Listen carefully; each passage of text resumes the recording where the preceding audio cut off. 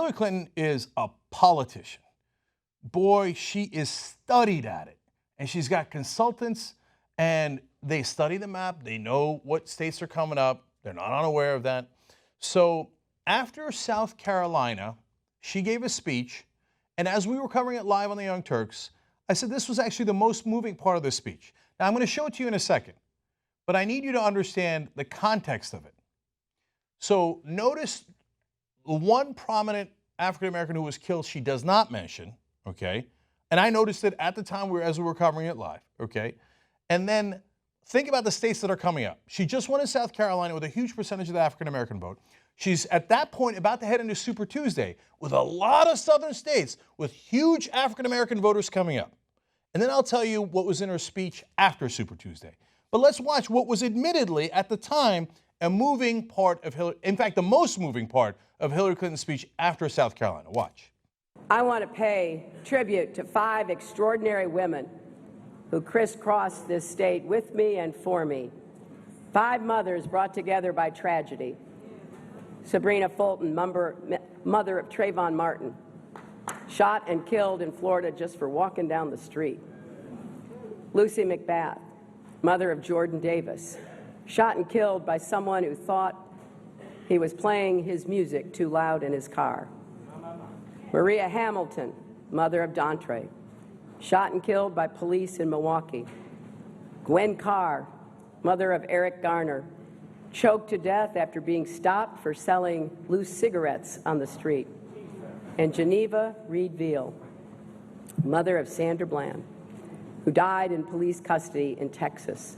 They all lost children, which is almost unimaginable. Yet, they have not been broken or embittered. Instead, they have channeled their sorrow into a strategy and their mourning into a movement. So the states that were mentioned there, Texas, that was coming up on Super Tuesday. Florida, that's coming up on March 15th. Wisconsin, New York, all coming up, primaries that are coming up. So you think she is moved and hence decided to mention those because, oh, she was in that mood? No. It's all carefully planned out. And African Americans, I'm on your side. Look at all these people I care about. I mean, all you voters in the South that are about to vote on Super Tuesday and in all the states in the cases that I mentioned, remember, I'm on your side. I care deeply. Now, wait a minute. Another very prominent shooting was Laquan McDonald in Chicago. I was waiting for her to mention that because obviously it's huge in the news, one of the biggest stories in the news. Actually, the cop there was charged with murder. That's how bad it was. Oh, right, she's supporting Rahm Emanuel. Black activists in Chicago are saying Rahm Emanuel should step down. She's not with them. She's with her old establishment buddy, Rahm Emanuel, the mayor of Chicago. Conveniently, Laquan McDonald is not in that rundown. And then what happens after she wins the southern states on Super Tuesday? Was there any speeches about African-American kids and their moms? No, that's gone. I already got your vote. I'm moving on. No, you know what was in her speech after Super Tuesday? About how much she cares about the workers of the Rust Belt. The Rust Belt, where they're voting next. Oh, it's so heartfelt, so heartfelt. Now, right before the voting began, she had already started to pivot to the right wing, and media was already applauding her. Oh, great job. So smart. That Bernie Sanders is already done. Go ahead and pivot right and you can now stop pretending that you're a progressive. Yeah, we're going to go to the general election. And how about caring about African Americans? Well, she actually ran into a young African American woman who they had a little bit of a disagreement. And look at how dismissive she is. Now that she doesn't need that vote as much. Watch. And I will have a very comprehensive agenda to deal with a lot of the problems. And I'm very proud to have met with the Somali American community and have a lot of support in the Somali American community. A lot of people, including the young councilman who's here,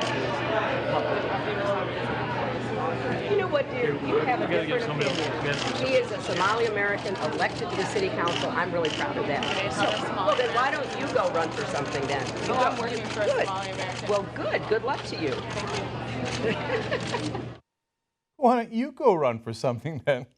Good luck to you. I don't need your votes anymore. I'm out of the Rust Belt. Oh, the Clintons are so pro-African American. I mean, after the mass incarceration and after calling African American kids super predators, oh, they might have meant white kids too. After saying they need to be brought to heel, and after you already got their votes, I have a black politician on my side. Please, why don't you run along and run for something? She thought I meant that earlier speech. That's so funny. That's who Hillary Clinton